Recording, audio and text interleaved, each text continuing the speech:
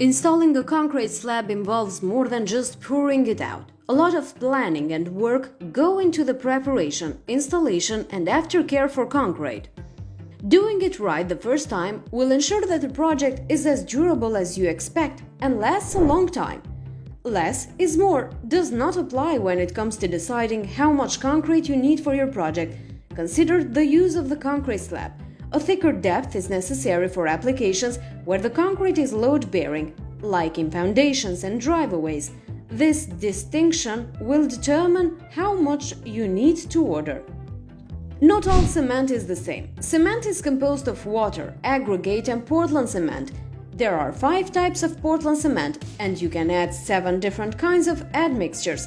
All these options create different mixtures, so choose the cement that's best for your needs. Concrete forms allow the concrete to form into the right shape. They have to be installed properly to make sure the concrete does not leak, bow, and move around too much during the curing process. Once you have installed the concrete forms, reinforce them with rebars that are 3/8 or half an inch. The right proportion of water and cement is key to the integrity of your concrete slab. The ratio calculates the weight of the water and the weight of the cement to create an ideal mixture. Too much water weakens the concrete, and not enough water makes the concrete difficult to pour and spread. The most common ratio is 50, but it may vary according to uniform building codes.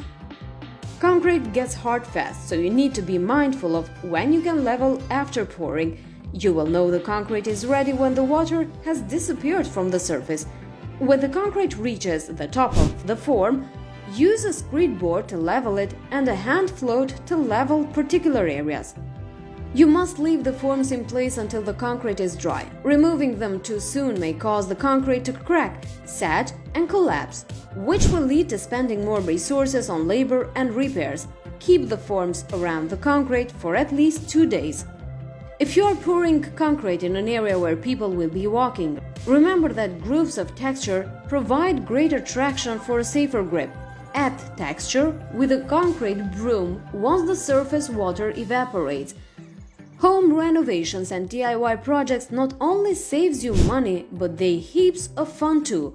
There's a sense of achievement in completing DIY projects, and most people are proud to have a degree of sentiment in their home too.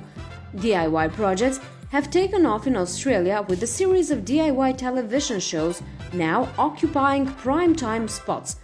While some projects are relatively easy and can be finished with a toolbox and some casual know-how, other projects require more planning and experience. Thanks for watching. Until next time.